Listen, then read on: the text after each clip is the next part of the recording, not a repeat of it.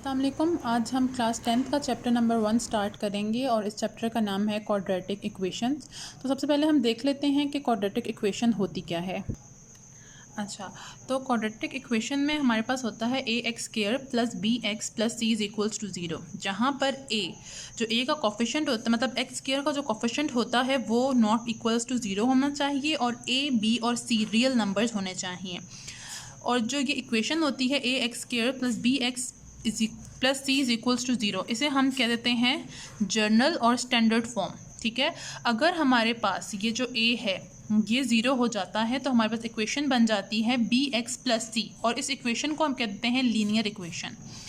अब जो हमारे पास क्वेश्चन सॉल्व करने के लिए आएंगे वो होंगे प्योर क्वाड्रेटिक इक्वेशंस के, तो वो हम देखते हैं कि उससे क्या कहते हैं। उससे पहले हम देख लेते हैं कि स्टैंडर्ड फॉर्म और नॉट स्टैंडर्ड फॉर्म कौन सी होती है।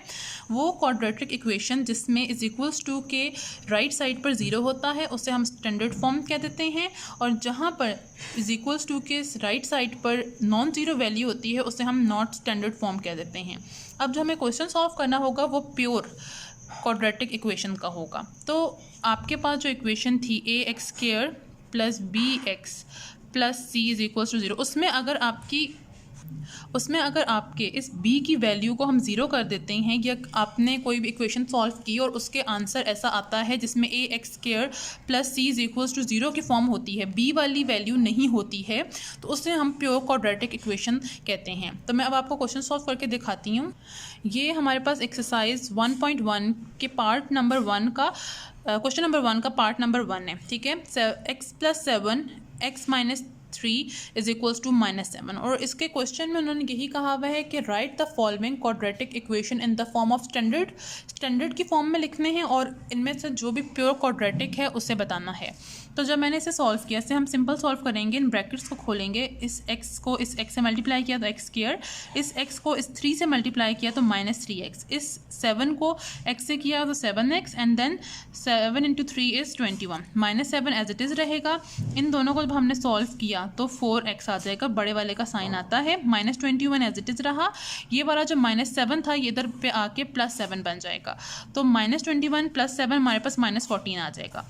तो हमने देखा कि ये इक्वेशन किस फॉर्म में आई है, a x square plus b x plus c is equals to 0, ये प्योर की फॉर्म में नहीं आई है, ये क्वाड्रेटिक फॉर्म में आई है। तो आप देख लें ये किस तरह सॉल्व हुआ है, और हम इसमें बता दें कि हमारे पास क्वाड्रेटिक इक्वेशन आई है, ये हमारे पास प्योर नहीं आई।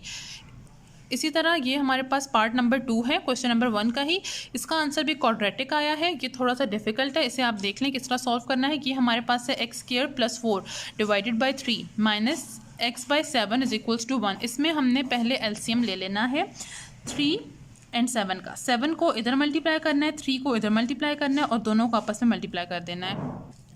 अच्छा, जब हम ये वाला 7 इधर पे लेके आएंगे और ये वाला 3 इधर पे लेके जाएंगे तो ये तो सिंपल 3x बन जाएगा हमारे पास, ये बन जाएगा 7x स्क्वायर एंड 7 इंटू 4 28, ठीक है ना, डिवाइडेड बाय 21, और इस 21 को हमने यहाँ पर मल्टीप्लाई कर देना है। नेक्स्ट स्टेप में अब हमारे पास इक्वेशन बन जाएगी 7x square minus 3x plus 28 is equals to 21। इस 21 को उधर लेकर आएंगे तो ये -21 हो जाएगा। 7x स्क्वायर माइनस 3x, इन दोनों को माइनस किया तो +7 इज इक्वल्स टू 0। अगेन ये आ रहा है a x square plus b x plus c की ही फॉर्म में, ठीक है, और ये क्वाड्रेटिक इक्वेशन बन रही है, ये प्योर नहीं बन रही हमारे पास। अब आप लोग इसे अच्छे से देख लें।